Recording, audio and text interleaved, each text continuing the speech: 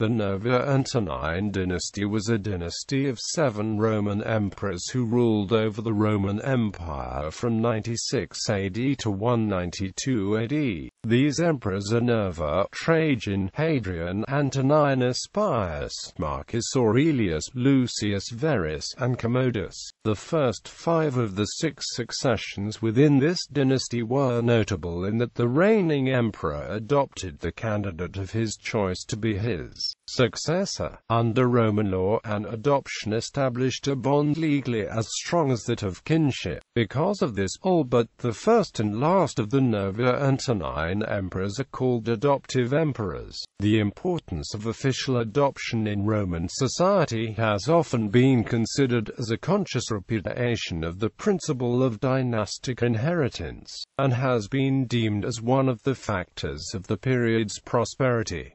However, this was not a new practice. It was common for patrician families to adopt, and Roman emperors had adopted heirs in the past. The Emperor Augustus had adopted Tiberius and the Emperor Claudius had adopted Nero. Julius Caesar, dictator perpetuo and considered to be instrumental in the transition from republic to empire, adopted Octavian, who would become Augustus, the first emperor of Rome, even though he possibly had an illegitimate son Caesarion by Cleopatra. Moreover, there was a family connection, as Trajan adopted his first cousin once removed and great-nephew by marriage Hadrian, and Hadrian made his half-nephew by marriage and heir Antoninus Pius adopted both Hadrian's second cousin 3 times removed and half-great-nephew by marriage Marcus Aurelius, also Antoninus's nephew by marriage, and the son of his original planned successor, Lucius Verus.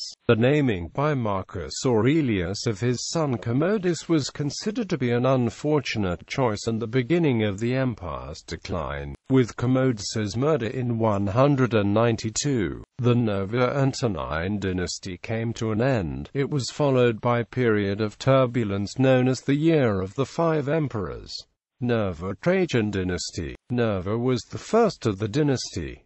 Though his reign was short, it saw a partial reconciliation between the army, senate and commoners. Nerva adopted as his son the popular military leader Trajan. In turn, Hadrian succeeded Trajan. He had been the latter's heir presumptive and averred that he had been adopted by him on Trajan's deathbed.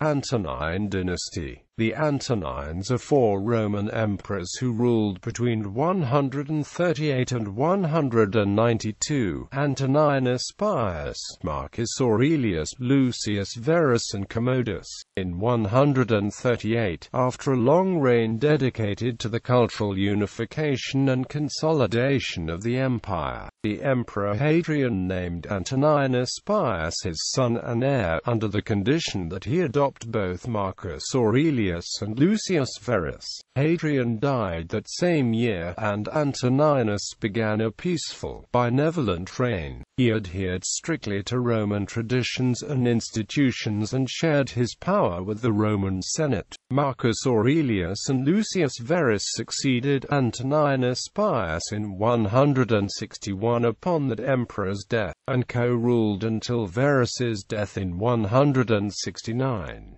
Marcus continued the Antonine legacy after Verus's death as an unpretentious and gifted administrator and leader. He died in 180 and was followed by his biological son, Commodus.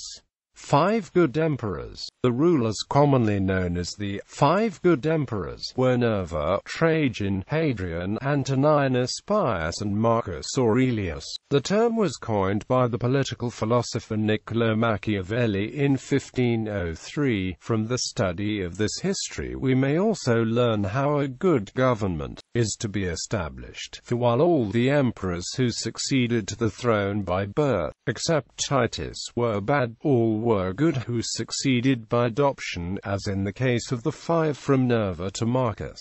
But as soon as the empire fell once more to the heirs by birth, its ruin recommenced. Machiavelli argued that these adopted emperors, through good rule, earned the respect of those around them. Titus, Nerva, Trajan, Hadrian, Antoninus, and Marcus had no need of praetorian cohorts, or of countless legions to guard them, but were defended by their own good lives, the goodwill of the subjects, and the attachment of the Senate. The 18th-century historian Edward Gibbon, in his work The History of the Decline and Fall of the Roman Empire, opined that the rule was a time when the Roman Empire was governed by absolute power, under the guidance of wisdom and virtue. Gibbon believed these benevolent dictators and the moderate policies were unusual and contrasted with the more tyrannical and oppressive successors. Gibbon went so far as to state, if a man were called to fix the period in the history of the world during which the condition of the human race was most happy and prosperous,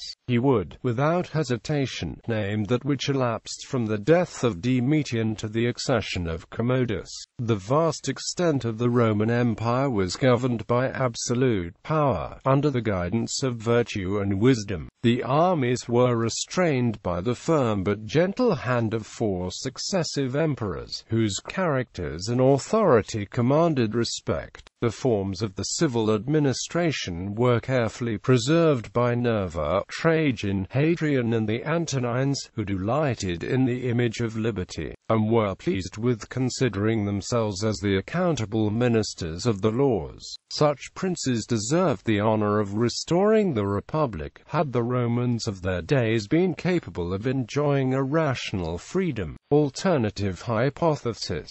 This hypothesis posits that adoptive succession is thought to have arisen because of a lack of biological heirs. All but the last of the adoptive emperors had no legitimate biological sons to succeed them. They were thus obliged to pick a successor somewhere else, as soon as the emperor could look towards a biological son to succeed him. Adoptive succession was set aside.